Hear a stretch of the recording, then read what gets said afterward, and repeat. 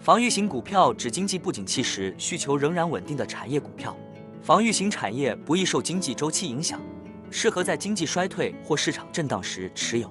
食品饮料、公用事业、医疗保健、电信和生活必需品零售是典型的防御型产业。防御型股票通过提供持续需求和稳定现金流来降低投资组合风险。评估防御型股票时，股利的稳定性是关键考量因素。选择高股息且连续配息的公司，如连续10年以上稳定配息的股息贵族。观察股息发放率与盈余保留率，避免选择勉强配息、配完就亏损的假高股息公司。殖利率与盈余稳定性比本益比更重要。防御型股票适合作为投资组合的核心资产，有助于降低整体波动度。防御型股票可以搭配成长型或周期型股票进行资产配置。景气好时，成长股上涨，防御型股票保持稳定；景气差时，成长股下跌，防御型股票则表现出抗跌性。防御型股票适合长期持有，无需频繁操作。